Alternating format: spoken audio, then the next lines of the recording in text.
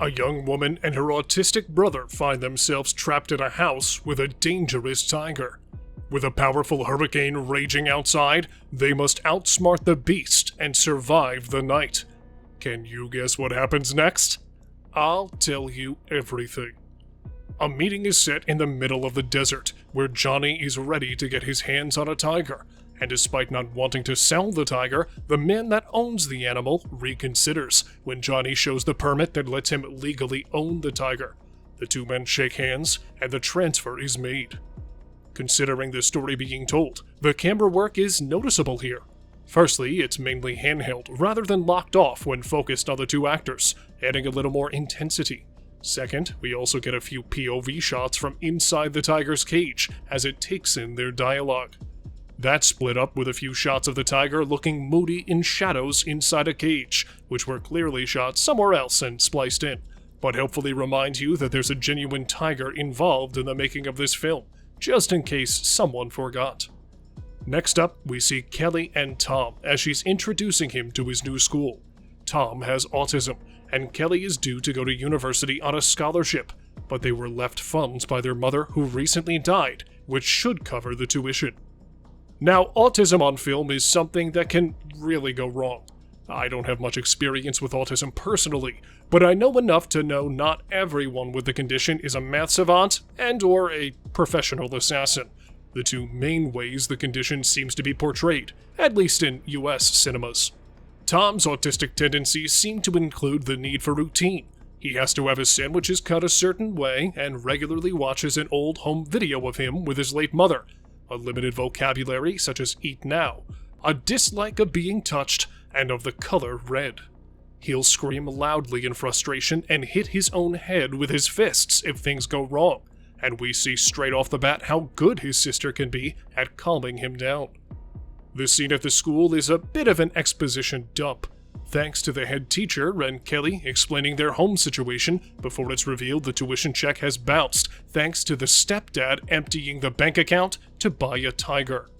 There's a brief shot of some other exotic animals in an outbuilding who are all terrified when the tiger arrives and proceeds to almost sever the finger of a Mexican ranch hand.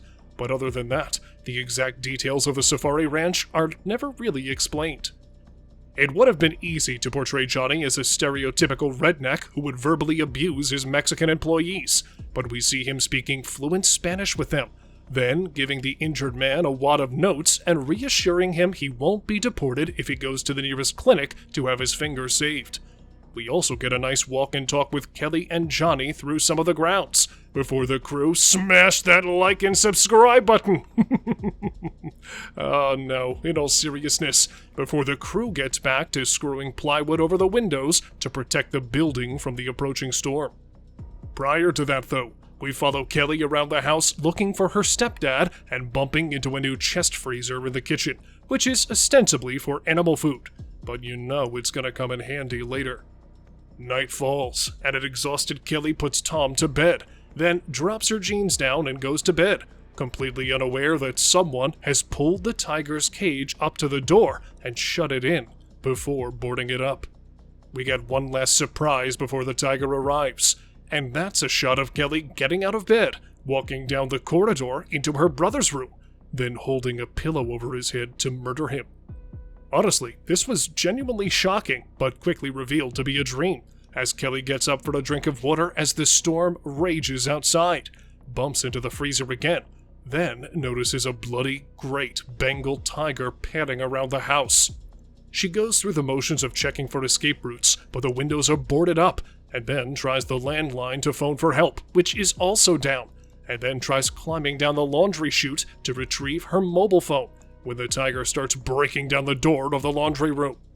This scene is genuinely tense, as Kelly drops the phone in her effort to climb back up the laundry chute just as the tiger gets in.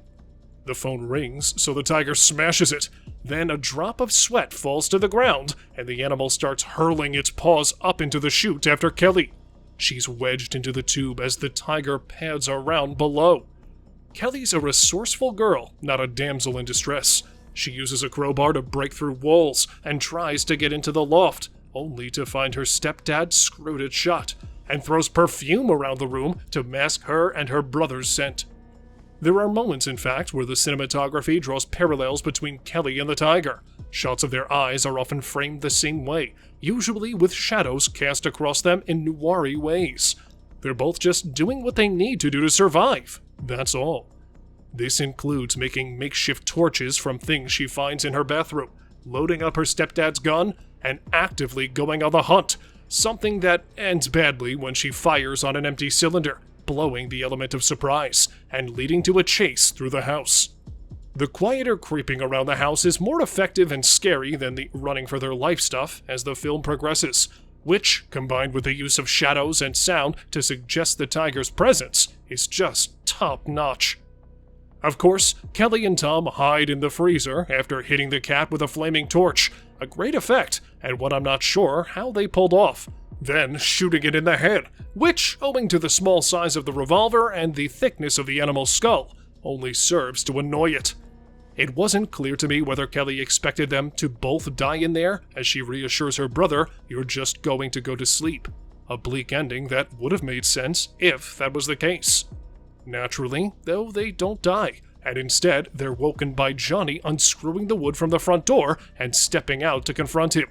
During a break in the pursuit, Kelly found new life insurance policies which would have netted Johnny $250,000 if she and Tom had died, so if she ever had any doubt he was a bad person, that sealed it. Just to put the icing on the cake, while attempting to justify what he did, she works out that he was actually responsible for her mom's death, and as she confronts him, the tiger leaps out of nowhere and attacks Johnny, and the rest is history. Kelly and Tom sneak out of the house, and the credits roll over more echoed shots of Kelly and the tiger. All in all, the movie, despite not following many of the tropes of the horror thriller genre, the movie is certainly tense and claustrophobic, with the characters portrayed very well by both main actors of the movie. The character of Kelly is brilliant, convincingly conveying the exhaustion, frustration, and unconditional love that comes with being a 20-year-old that is forced into the position of a reluctant mother and who loses her mind by the end of the movie. The most interesting thing regarding the movie would probably be some behind-the-scenes clips, which could be interesting if they show how the movie was filmed, and how all of the tiger shots were done, because by the looks of things, the cast and the tiger never shared a scene together, but rather many different scenes piled on one another to deliver the full effect all of the viewers get while watching the movie. Make sure to like, subscribe, and ring the bell icon for more videos like this in the future. Thank you for watching, and I'll see you next time.